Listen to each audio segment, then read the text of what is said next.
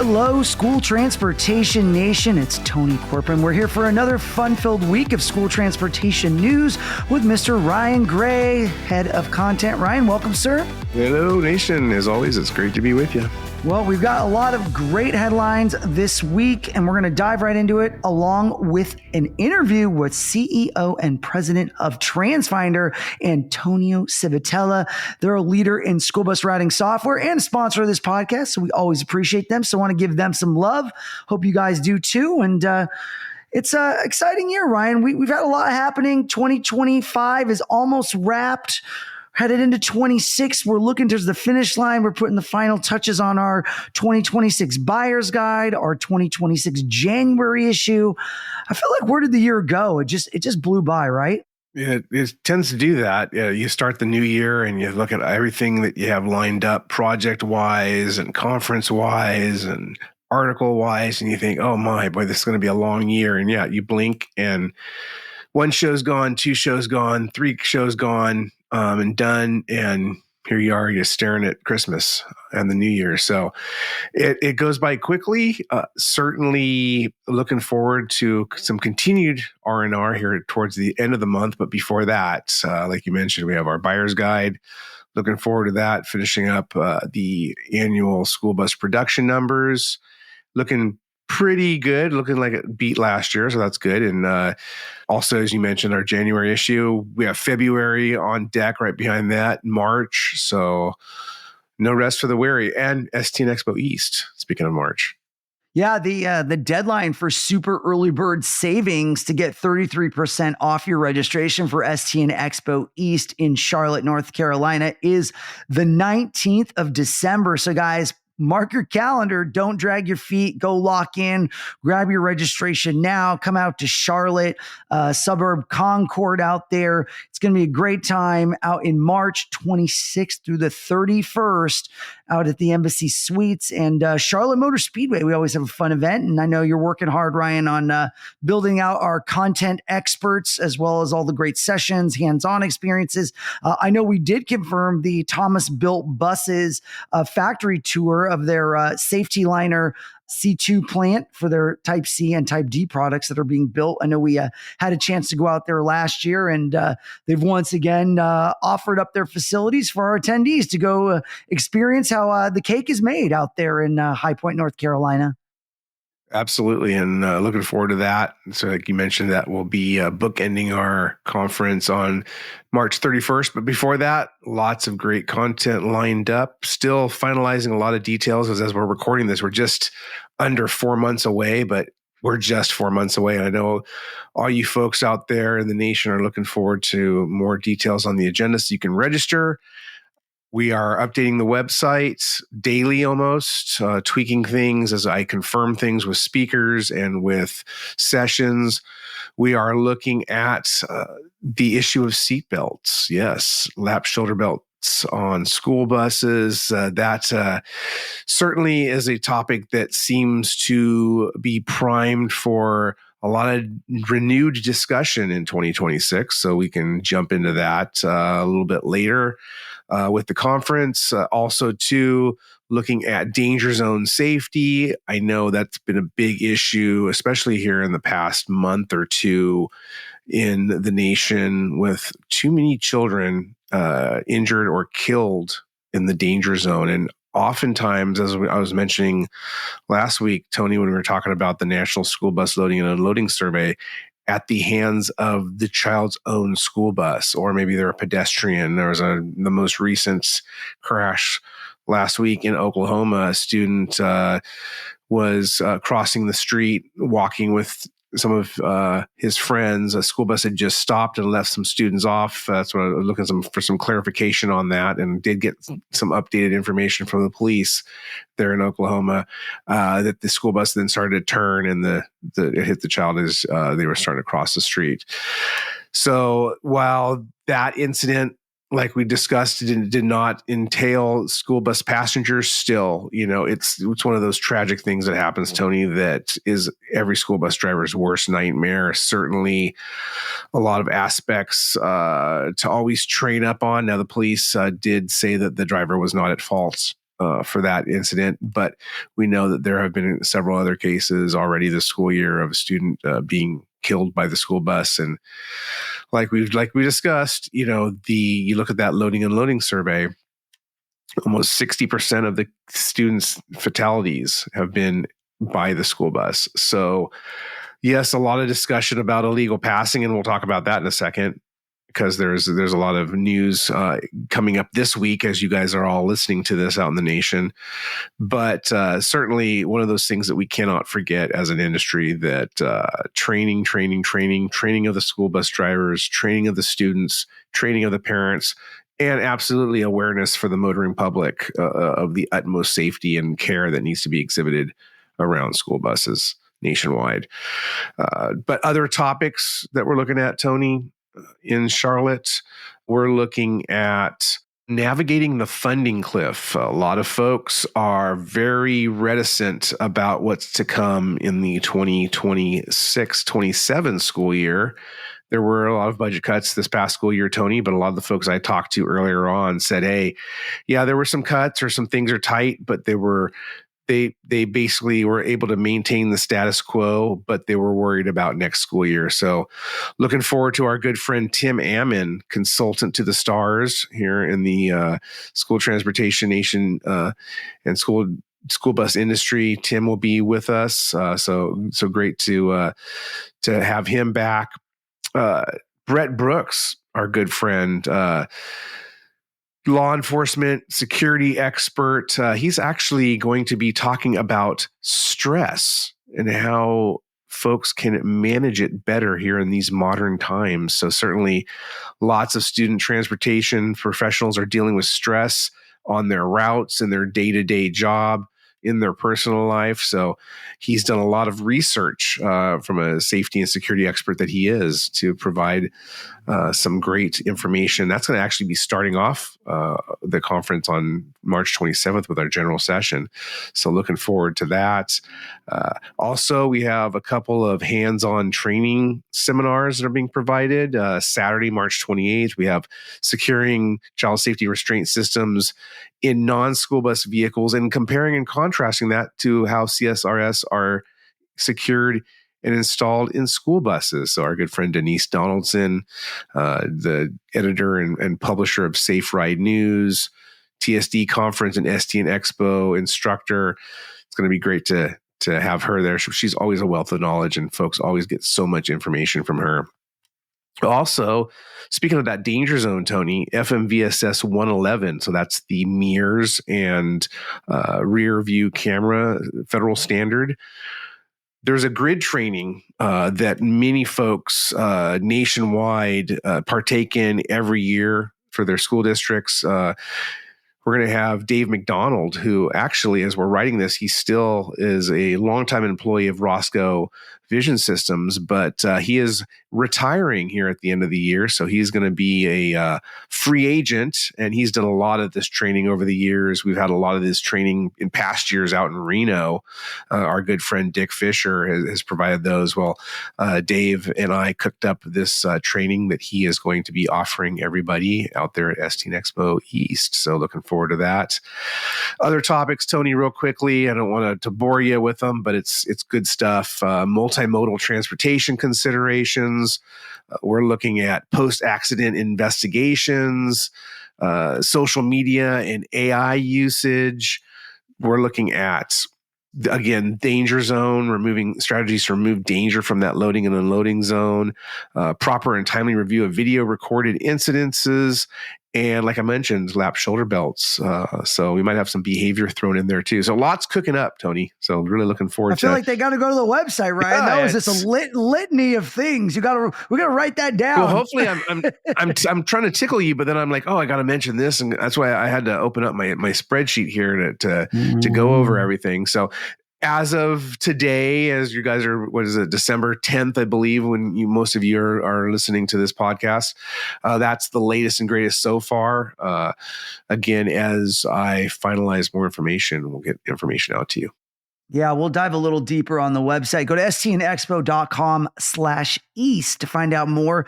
We also got STN Expo West, which we're going to open up registration in January of 26. So keep an eye on that if you want to come out to Reno, July 10th through the 15th. So another opportunity there to get some training in and take advantage of all the great stuff we have to offer here at STN.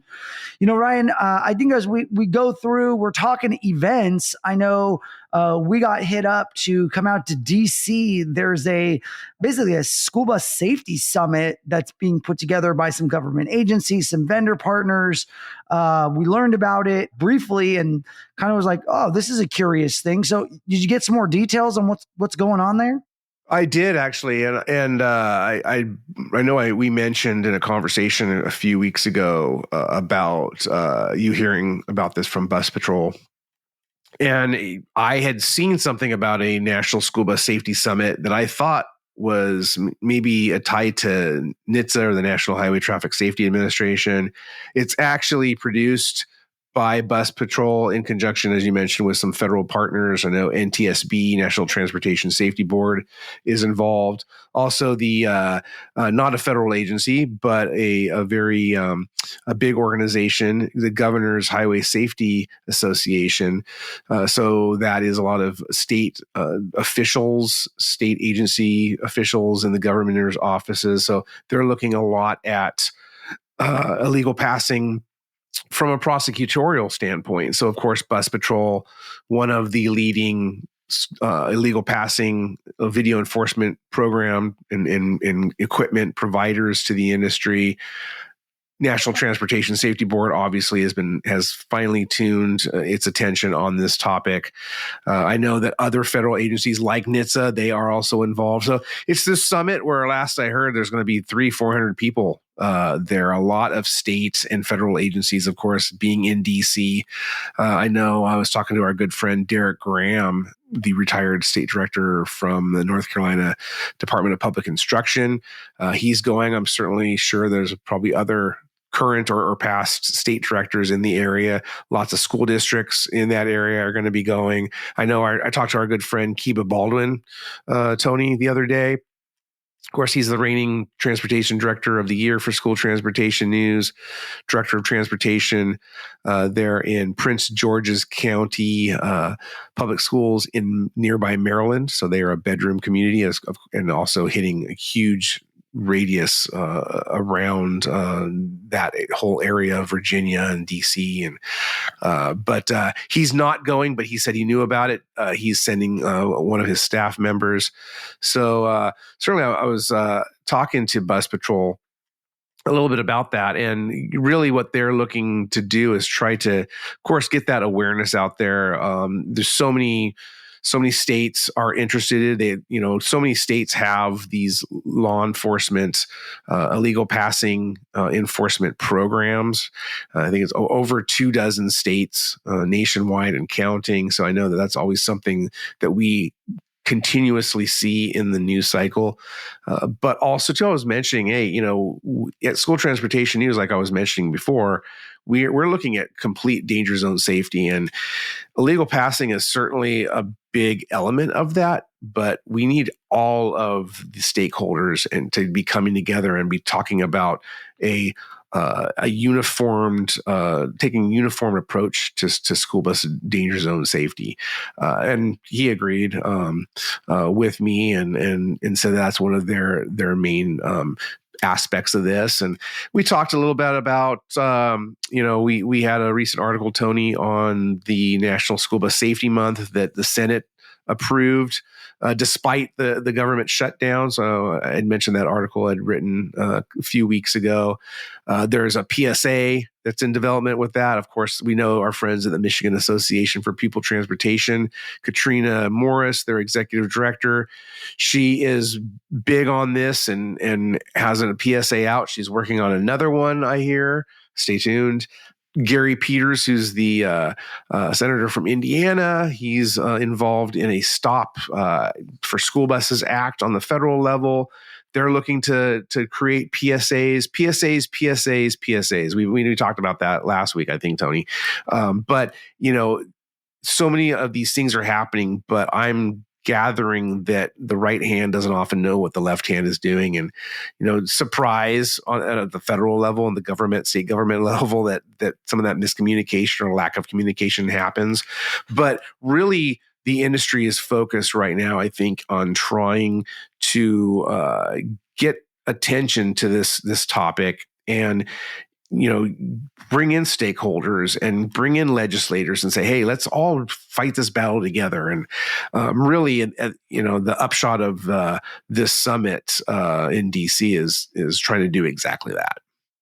Yeah, it's exciting to really see this kind of stuff developing at a federal level, because it really puts more eyes on school transportation, which is what we want. Obviously, with we'll call it disruption going on in the Department of Education, we'll see where the cards fall, because that doesn't necessarily have a direct conversation with school transportation, but it's going to roll downhill and affect us in some way. We just don't know how. I think everybody's bracing for the worst and hoping for the best. And so this is really kind of honestly an enigma. Like, we just don't know what's going to happen.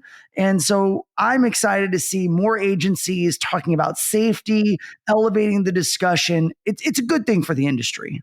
Absolutely. And, Tim Ammon, I was talking with him last week about the session I was mentioning, navigating the funding cliff. And we were talking exactly about that. And we have an article in the works too. So stay tuned to stnonline.com that dives into this whole would-be dismantling of the Department of Education and what that will mean. And we've talked about it earlier this year on this podcast, that several of the laws that are so near and dear to student transporters' hearts, the Individuals with Disabilities Education Act and others. There's the McKinney-Vento Homeless Assistance Act.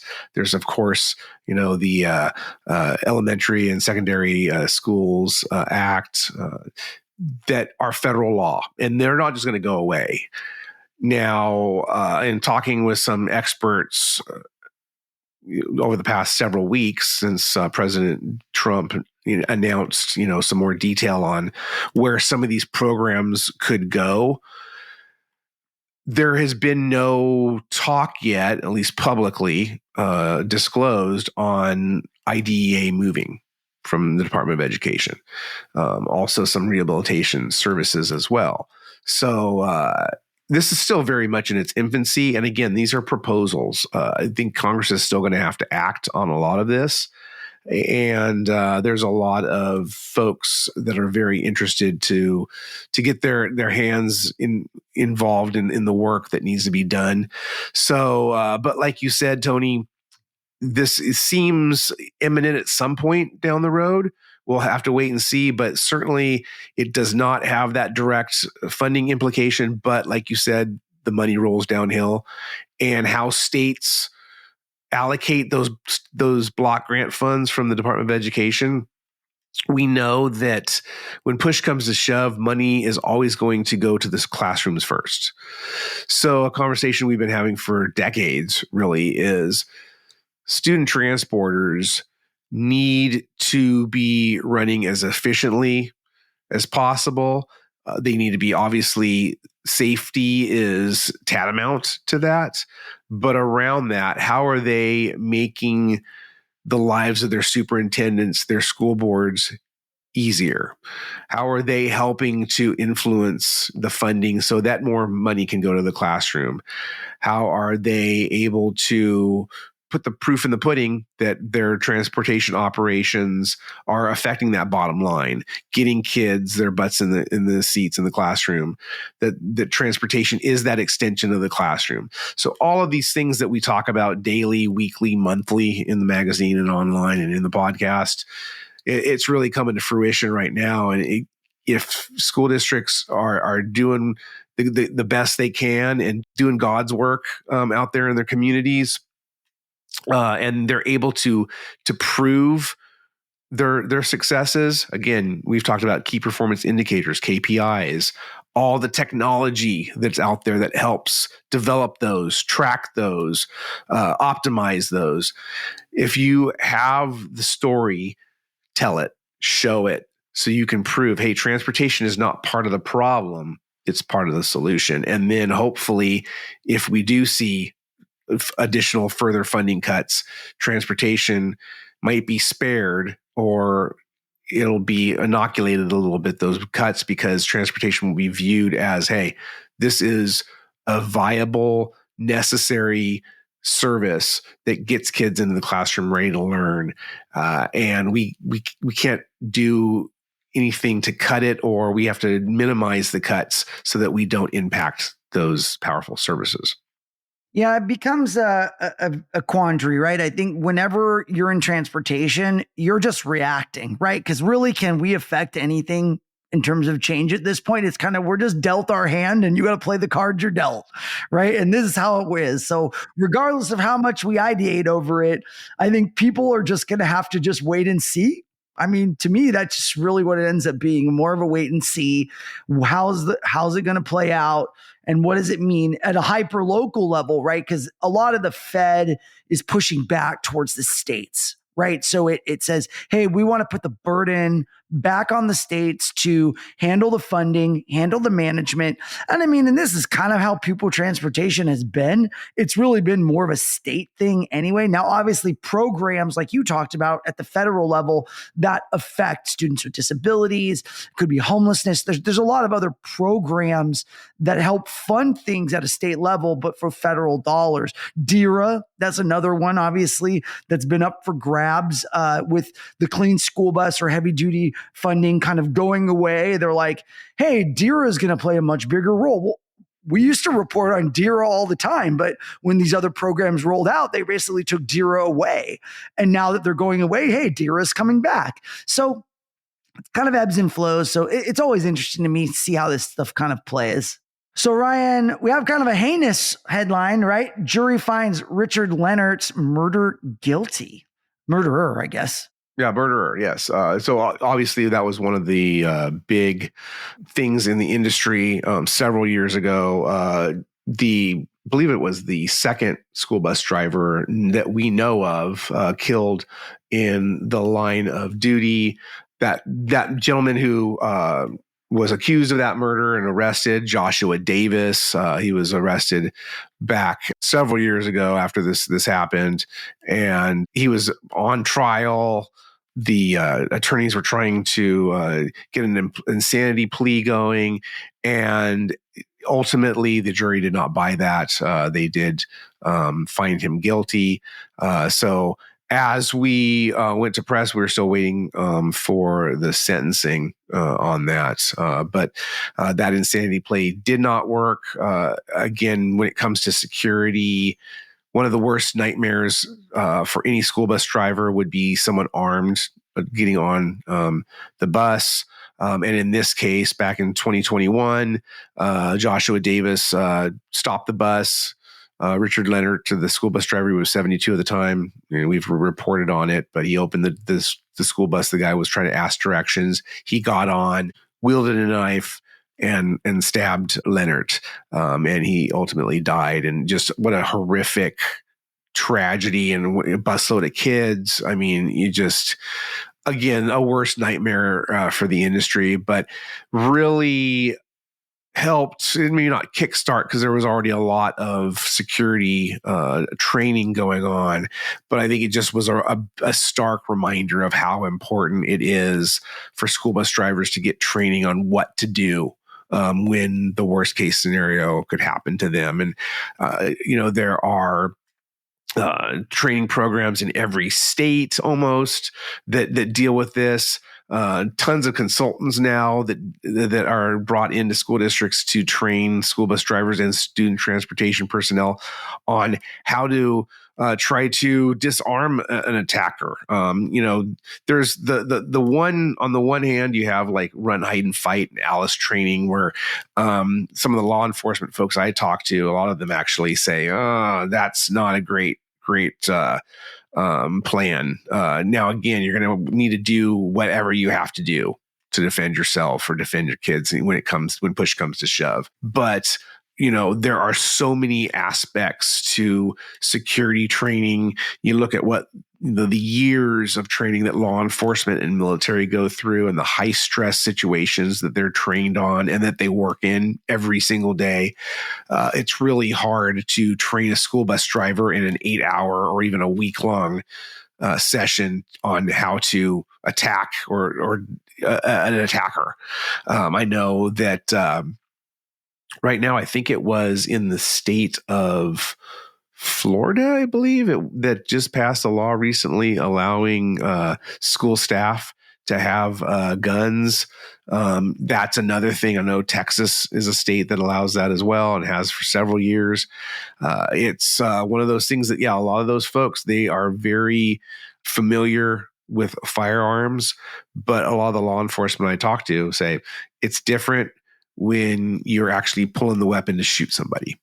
If you go hunting, it's a lot different shooting a deer than it is another human being, no matter how heinous they are and what they're doing, and the ramifications after that. I mean, there's police officers all the time. If when they shoot a suspect, not even kill them, there is a lot of mental health that goes into that officer after the fact. So, it's just one of those things, unfortunately, one of those realities we have to deal with. We know that school bus drivers and school buses are not immune to these things.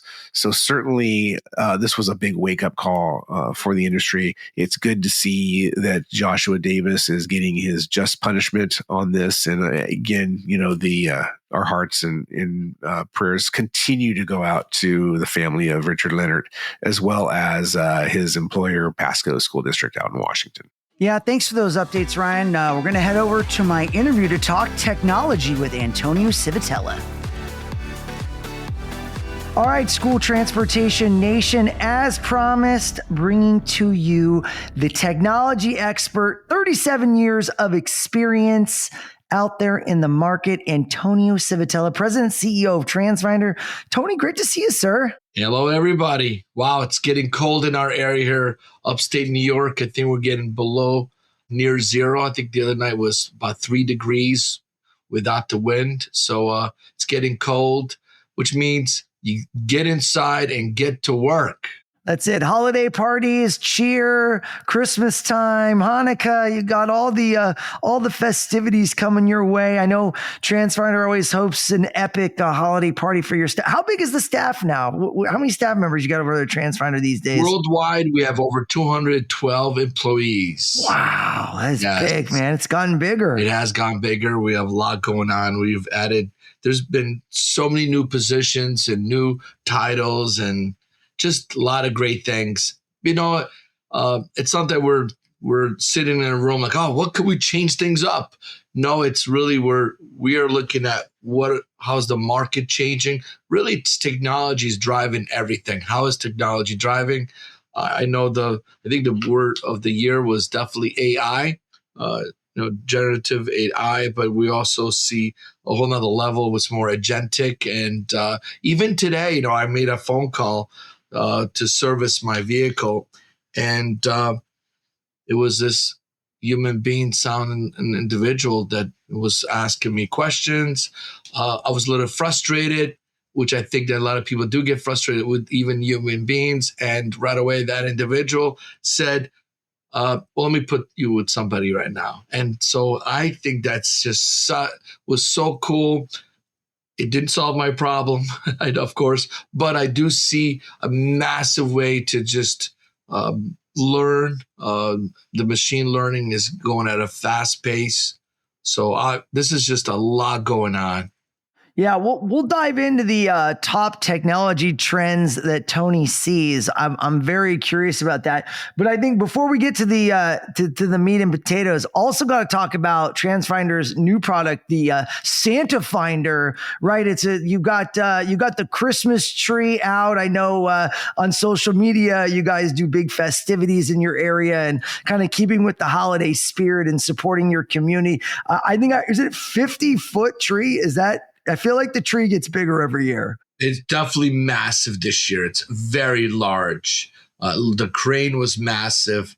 Over 16,000 lights 488 large ornaments. I'm talking about real ornaments. And with the star, yeah, it's close to 50.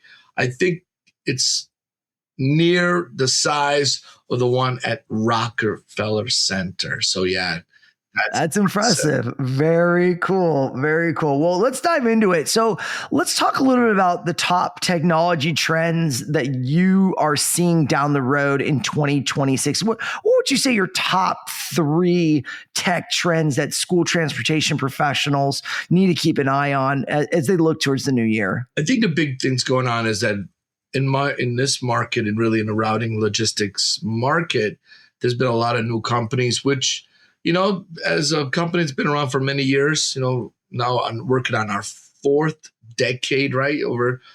This is my college project, almost 37 years ago. A lot has changed. A lot of new competitors come in.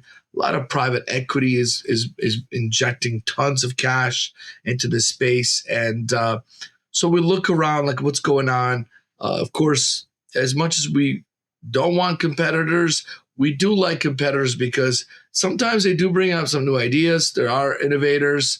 They look at a different angle. And what excites me is that, why are they doing it this way? Maybe we need to also think this way. And so got us thinking. We've seen a lot of competitors come in, and, it's the old customer service philosophy.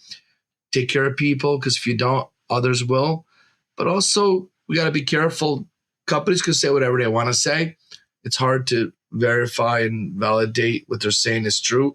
So we're seeing a massive switch to some of those companies that made a big push. They're losing a lot of ground, and we see it. We see the technology has to be robust. You can make it as simple as possible. At the end of the day, you need sophisticated software. So we're seeing a major trend of how is technology, the all-in-one is a cool idea. We've had this concept in years, but really the why is all-in-one is because you want one vendor. If there's a problem, one vendor is the one you want to go after. And we know it's the tablets, the parent apps, the software, fleet maintenance, field trips, you name it. We have all those Finder products.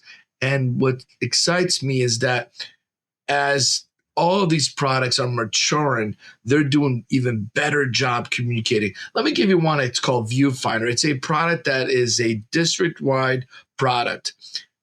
Really was the beginning of our platform. We were experimenting. The look and feel was a pretty cool product. It's been around for a while, and it's meant for the school personnel to answer questions to parents. Well, you know why, Tony? Because they are trained. They know how to deal with parents. And I tell everybody, why would you want to take those calls at transportation office? Maybe, the director, maybe he or she knows how to respond to parents. But what if you're not there and somebody, the mechanic, Tony, the mechanic, picks up the phone. Yeah, what's going on? Well, I'm not happy with the stop location. How do you know that individual is going to respond the way you wanted to be responded? Because today, mom and dad might be upset, and all of a sudden it's going to social media, it's going to the school board. Pass that information back to the school. So we're seeing a major trend, like stick where you're good at, right, Tony? That's what we say all the time. And so the technology is really, as we had all those finders in the past, like, oh my gosh, Transfinder, you have too many of these things. It's actually now coming to make sense. People realize, good, I want to stick with my piece. Routers, stay with Route Finder. Field trip people, stick with the field trip product. Service Finder, which so much going on with that product. It's really the parts inventory. Tony, I just found out a couple of days ago that I asked some people, like, do you ever go in your parts supply room? Yeah, I do. Do you ever run your fingers on top of parts? Dust. Isn't it? I mean, it sounds like so simple. It's almost 2025. We're talking about AI. We're talking about all that. But just the old-fashioned, is there dust on those parts? Because if they are, what are you doing? You tell me you don't have money, but you have all these parts that are obsolete. Maybe you had some propane, whatever, right? You had some different vehicles. Now those parts, you don't use them anymore. Or you have too many. It was the old-fashioned way of doing it, Tony. And this is where we're trying our best to educate the market as fast as possible. You do not need to have 20 filters on hand. If you're using products like ours and you know that in the next few days you'll need 5 and you only have 2, good, get 3 ordered.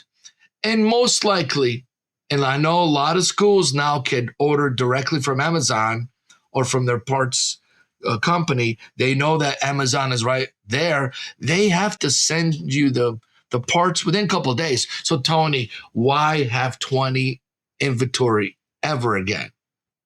So there's a lot going on, but we see, just get back to basics. Run the finger on top of the parts is just a funny one. I think everyone can visualize that, but go do that. Once you hear us in this podcast is live, go there and run the fingers there and see which parts, like, ooh, there's a lot of dust there. Figure it out. Get back to basics. Got it. So top technology trend, check on your parts room, manage your inventory, check your PARs, use your technology to manage your cost centers on that. What do you need to get rid of or donate or sell, I guess, in the parts room? Yeah, I mean, that's great. I mean, it's like my garage, right? Like you just collect stuff in there and nobody wants to clean it out. And finally, you just got to bite the bullet. And when you start cleaning it out, you feel really good. You're like, wow, I got all this new space. And then what do? You just start filling that space up back again with other stuff. But it's just, that's a great tip for the transportation departments out there to maybe relook at something that, nobody wants to do the tough stuff either, right? Like if it's mundane or stuff, but hey, going into the holidays, before you shut the lights off, maybe, got to task the team to do some inventory and see what's going on there. So that's great advice. And then in terms of other trends that you see, you talked about looking at other silos departmentally, right? You have your routers, you got your field trip folks, looking at those kind of compartmentalized uses for software. How do you see kind of integration with AI as part of that? Because you just talked about maybe a customer service experience as part of your story. Do you see an AI customer service experience maybe for the parents, from the school to the parents? Is that where it's headed?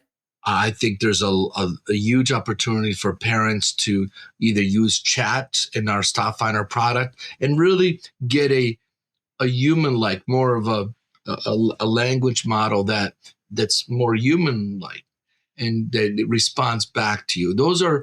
They're just around the corner. That information is there. It's tap into all that data. Why not? Why not pull that? Why not let parents get and what's nice about this, Tony, is to get the exact same answer, no matter. And the problem is that we're all having a hard time finding these people that are going to take calls and answer calls. There are a lot of times they're doing it in between other jobs, and this is difficult. And service is dropping because how do you keep everybody abreast with technology, information? We might change things. There's a road closure. How do you make sure everybody knows that road is closed this morning? Don't go there. So you know what happens? Let's talk about the old-fashioned way. Driver Bob gets over there. Hey, I can't get through. There's a tree down.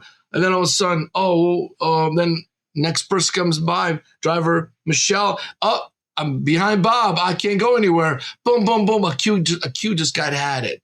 Because you're trying to figure out who else goes through that road. And that's the old-fashioned way. Man, start diverting those buses before they even get there. Sure. Or wouldn't it be nice for parents to know, hey, chill out. Little Tony's going to be picked up a little late today because there's a tree down your street. Wow. And it's the same information.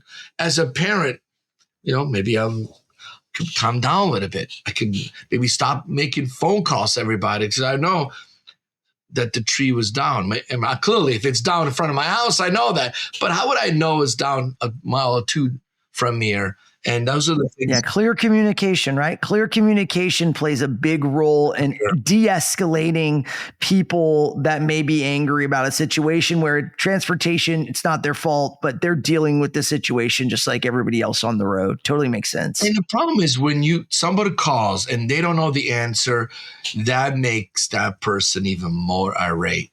In the past, it was okay. 20 years ago, you call somebody, it was okay to say, ma'am, I don't know the answer, but I'm going to find out for you. That was completely okay 20 years ago. And really, even in my point of view, I'm not okay. What do you mean? You don't know the answer? Well, I'll wait. Come on.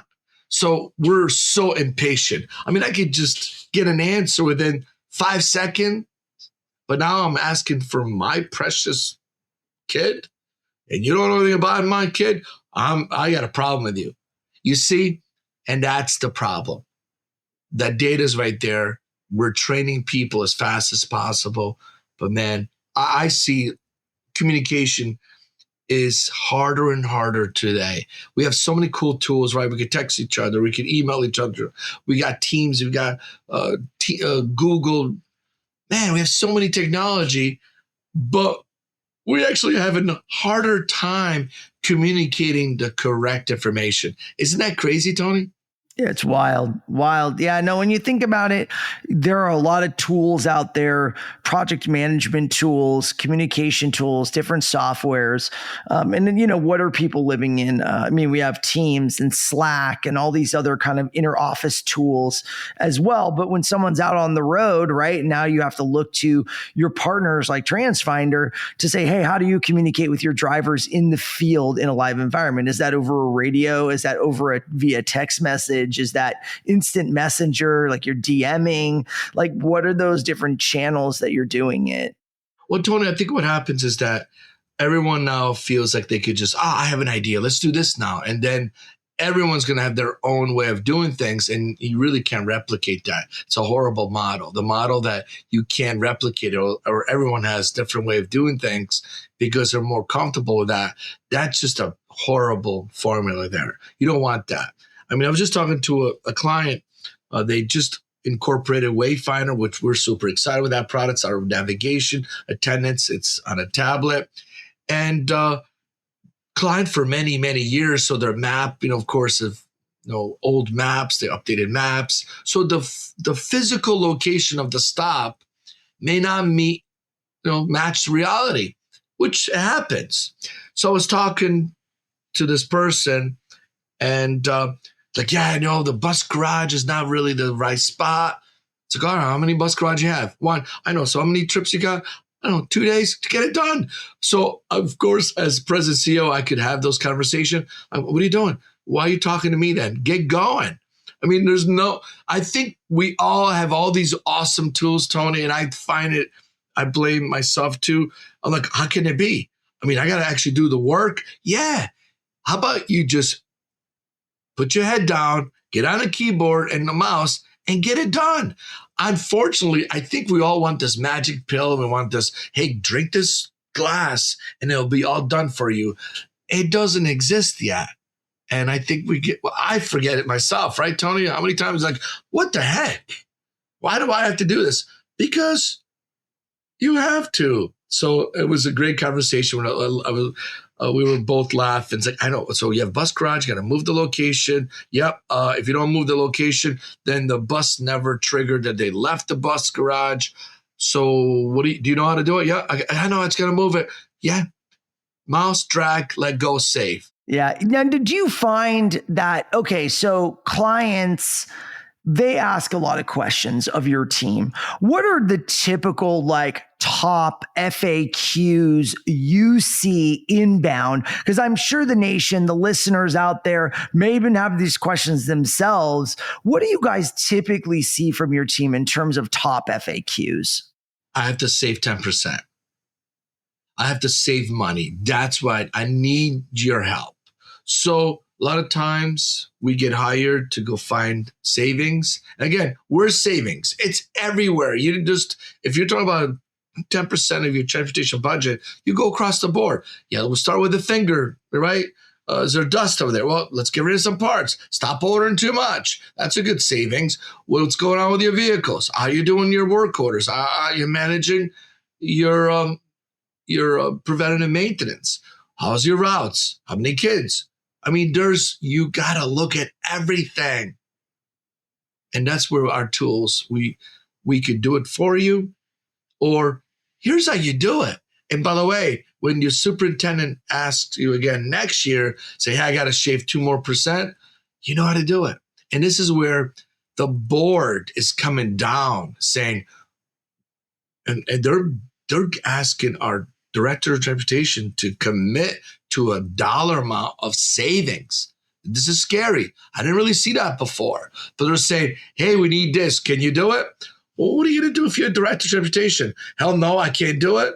All right, I'll figure it out. And now what? And this is where we come in, which the board understands that, well, if you don't have technology, go buy it, because we still want the savings. And so we have a lot of our clients are coming to us saying, we got to save money. Where do we save it? So one way to save money is to cut everything, right? We start cutting everything. And that's not a good way of savings, because you could only go down to, cut enough meat or fat, whatever the term is called, until you start hitting the bone. Well, that doesn't work. So what's the right average? What's the right balance? We have a service that every kid gets picked up door to door. Do you have some time? We look at everything. Tony, there are dozens of things that our clients should be doing every single day to make sure they maximize their savings every day. And by the way, Tony and listeners, yeah, it's a lot of work. I get it. It is. It's almost like you could get very fit before summer next year. It's 6 months. You could do it. It's going to be work. I think that's the part that I've seen. A lot of new companies out there are saying, oh, there's a magic pill, magic button, and it's going to do it for you. Unfortunately, some people fell for it, Tony. And now they're saying, man, I should have known better. So good. Well, let's go. It's not over. Let's get going. And I'm super pumped. We're seeing massive amount of savings from our clients. We have now over 250,000 users of our product on a daily basis. So our job is to make sure they are super trained. They know everything about their job. Do it right job, because 1 million parents use our parent app every day. I mean, in October, we had 20 million notifications that went out to parents. Think about that. It's 20 million. And that's 5 days, morning and night. Those are the type of things that, all right, they're probably not 20 million phone calls, but a huge percentage of those calls, if the parents were not notified, they would call, or worst, not call the department, start going on social media or show up at those board meetings and just start going nuts. A lot worse. So a lot going on. I see technology is always going to be a requirement, but I'm really telling everybody, can you get back to basics? Can you just make sure? I hear you. You drive all the time. You need 2 hours a day next few weeks. Just do it. It's not going to be done by itself. I am not going to get super fit before summer 2026 if I do nothing. Sure, I can inject myself, which is not a bad idea, but I want the abs. I want to be strong. Not going to get that. Not yet, Tony, unless something got invented that I didn't know about. I don't think you can do that yet. Let's talk a little bit about the top transportation teams winners that are fit. They've been working out, getting their teams in shape, and they were recognized at STN Expo in 25 as the top transportation team. Not everybody was a Transfinder customer. Some are, some aren't, right? It's agnostic. It's open to everybody at the show. But I feel like it's one of those things that it's a great opportunity for school transportation professionals really to look inward, and it's hard to do. It's not easy. It's work to participate in top transportation teams. You got to apply. That's half the battle. Then it's, hey, you got to get your team to respond, to tell you if you're doing a good job. And maybe you are, maybe you aren't, right? And I think that people, they get a lot of value out of hearing from their teams. When they get that feedback, it gives them affirmation that things are going well, or maybe they're not going so well. So I know we've reopened the top transportation teams for 2026, where we got a call to action to get people out there, toptransportationteams.com. Go register yourself. You want to, like, any quick words just to kind of inspire the audience to go sign up for this, to get engaged? Well, I want to remind everybody, this is a free service. We do not charge for this. It's completely free. It's anonymous. So when your employees do respond to these questions, you don't know who said what, and we provide you the results. We don't charge anything for this. This is worth thousands of dollars for each company, each school district that really subscribes to this. It's worth thousands. We don't charge anything. You're crazy not to do this, because we're going to give you what your folks are telling us. They're filling out forms. You get completely visibility, what they're saying as a whole. We also show you how you compare to other school district in your same similar size. You're nuts not to do it. Really. And I'm surprised that when I hear people talk about it, I'm not sure. I think I'm doing fine. I think it's okay. We're going to always have a shortage. We're going to always have unhappy employees. No, you don't. You don't have to have that. And that's been proven time and time at this point.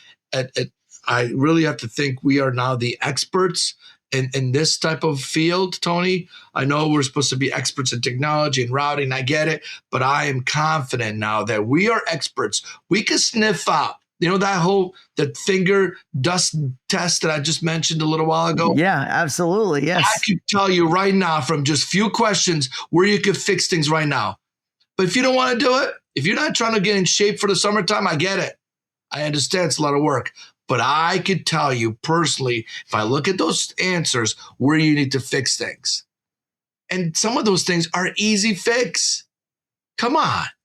Tony, you're going to get me all fired up on this, because I love what we did the past several years. I think it's not a coincidence that every single winner that won, that we paid to get them to Reno, and you comped their shows and so forth. I mean, we paid all the expenses to get over there and enjoy with their peers. Man, every single winner. And now we're talking about almost 20 school districts. I'm saying, right, Tony? I'm thinking it's around that level. Almost 20 school districts that now have won, and some repeat. They all have a common denominator. They have no driver shortage. They have significant amount of people that want to work for them. Their energy, their culture is so high. They literally have this common denominator, is they want to continue working for the school district. They're doing it right. And we now know the formula, how you could be the same way. I know we can. I'm confident. As am I, sir. Toptransportationteams.com.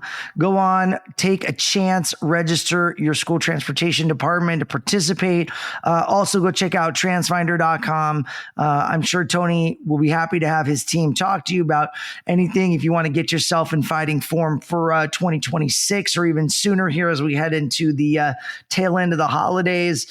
FAQs, ask lots of questions. They'll be out at the trade shows. They're out at STN Expo East in March with us, definitely talking all about technology and trends at our Bus Technology Summit. They have their ride along as well, that they do a great demo of how the product works. I always like to see that live in action. So lots to take in. Tony, thank you so much for being here. We're so glad you're here. Happy holidays to you and your family and your team. And we wish you great success in 2026. Thank you so much. And it was a great year. 2025 was awesome. Let's make 2026 better. Let's stay healthier, stay positive, because nothing is going to happen if you're not feeling good, and mentally and all of that. Physically, you have to be a top notch. Everything else become easy at that point. A special thanks to Ryan and Antonio for jumping on the podcast this week. We appreciate Transfinder as our sponsor. Guys, don't forget you can register for STN Expo East. Take advantage of that super early bird registration. Go to stnexpoeast.com. Save 33% off your registration. You only got about a week left, so don't waste your time. Act now on that. And guys, don't forget you can always go to stnonline.com for all the latest news and analysis in the school transportation industry. Nation, we love you. We'll see you next week.